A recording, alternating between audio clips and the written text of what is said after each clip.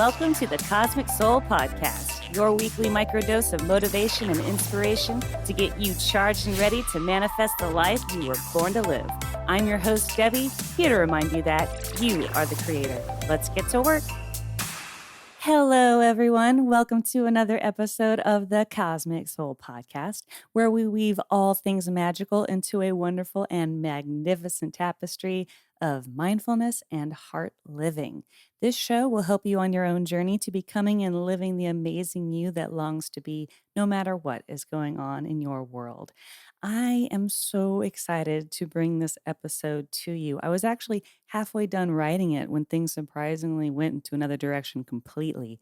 We're going to be exploring the realms of our subconscious minds and connecting more fully with our intuition. So grab a cup of coffee, water, or juice and relax as I grab your undivided attention and we start off the show with our tarot card and theme. It's been a while since we've had a major arcana card show up on the podcast. I want to remind you guys that I do not just pick whatever card I want for each episode. I do it right and shuffle it like I do when I do an actual reading. I feel like every card has been picked specially for us, with each episode having a purpose, and this episode's card is no exception. First off, Halloween is just around the corner, and we have a full moon in the middle of the week, which I didn't know when I drew this card here. So, without further ado, I give you our focus card, the moon. The moon is such a neat looking card, and it's always been my favorite. I've always enjoyed its aesthetic. However, it's not quite what it seems. Under its mysterious artwork lies even more mysterious meanings. First off, for those of you listening and not watching this on YouTube, I'll give a quick visual description if you're not familiar and some lovely explanation of the symbolism. It has a lot going on. The moon card shows a full moon in the night sky. The moon symbolizes intuition, dreams, and the unconscious.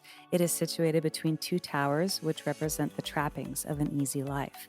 They promise safety, comfort, and stability, illusions, and external distractions on the path to a higher purpose, much like television, media, and the societal opinion of a normal and acceptable life. In the foreground is a small pool of water representing the subconscious mind.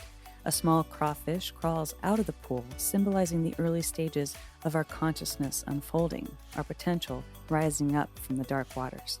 A dog and a wolf stand in the grassy field beyond the water, howling at the moon, representing both the tamed and the wild aspects of our minds. When the moon comes up in an actual tarot reading, it can symbolize a number of possibilities, mostly relating to things not being as they seem, hidden fears, anxieties, and uncertainties making their way to the surface as we fight our way towards our true selves and the meaning of our existence. It also symbolizes dreams and the subconscious mind. There is one theme when it comes to dealing with this card in our situations, and that is this: listen to your intuition. Let me repeat that. Listen to your intuition. It will guide you towards your truth always. For the week ahead, pause and reflect on what may be distracting you from your truth. Have you swayed from your path, the real you that is beyond the fear and distractions of the outside world? Pay very close attention to your dreams right now. With a full moon influencing the entire week, you will more than likely be having some potent dreams that can offer valuable clues and insight into your subconscious mind. It is the time of year when the veil between worlds is thinning, so answers from the other realms often come through clearer at this time. Pretty mysterious, right? It's time to check out where the moon is going to be skating through this week. Let's take a quick look at our current and upcoming astrological influences.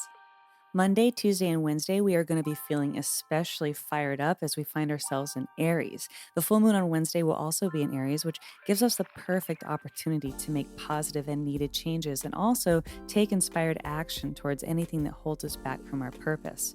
We'll settle down a bit into Taurus on Thursday and Friday, giving us some time to relax a bit from all the possible but needed drama from our 3 days in Aries. We'll finish off the rest of the week in Gemini, which will be a good time to talk with some friends or loved ones about what you've been pondering or discovering about yourself earlier in the week. When I drew our oracle card, I wasn't exactly surprised.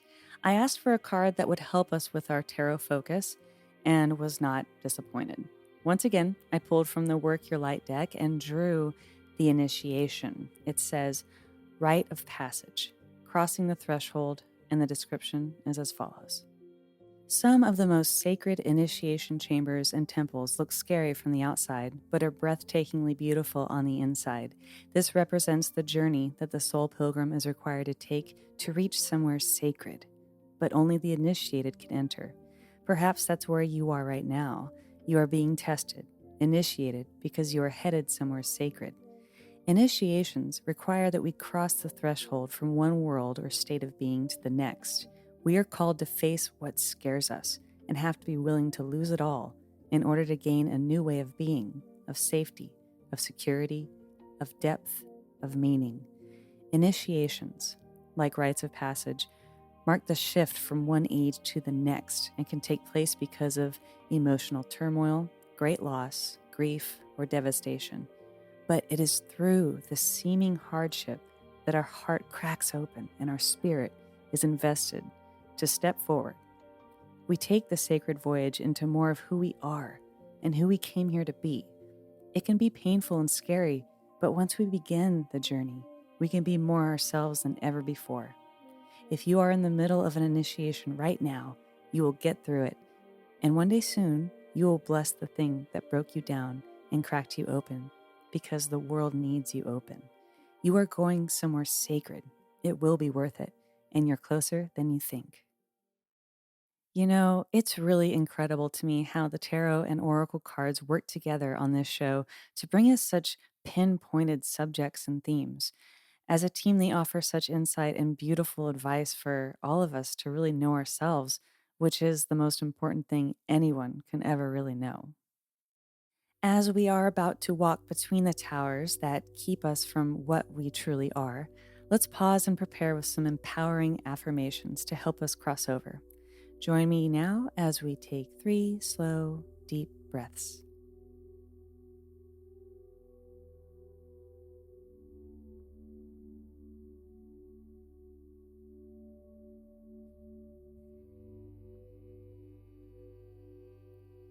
Now, repeat after me. I am ready to see my truth and live it. I am ready to see my truth and live it. I am ready to see my truth and live it. I am courageous and was made for greatness. I am courageous and was made for greatness. I am courageous and was made for greatness. I am the light that shines through darkness. I am the light that shines through darkness. I am the light that shines through darkness. There is a lot going on in the world. A lot of words, hate, a lot of fear, a lot of insecurity, doubt, pain, and a lot of uncertainty. No one can possibly make any sense of anything right now. I truly believe that we are all being called at this time to go inwards. It's a time for introspection and reflection. It's time to shut off what does not serve your highest good. It's time to break free from the towers, to crawl out from the deep, to step onto fresh new land with new legs. Gaze up at that bright moon and discover what you've always had within yourself, what was always there, but was covered and calcified in fear. This week, I'm challenging you to do some research on your subconscious mind. It is here where you will find the answers you seek. Keep a notebook and pen next to your bed because you're going to be writing down your dreams. But before you do that, I want you to say to yourself before you doze off, I will remember my dreams tonight. This is a classic method to remembering your dreams if you have trouble. I never used to remember my dreams until I started doing this. So step 1, say that you will remember your dreams. And step 2, write them down when you wake up. Also, if you have trouble writing, with your eyes sleepy and half open, you can always record yourself using the audio recorder on your phone instead.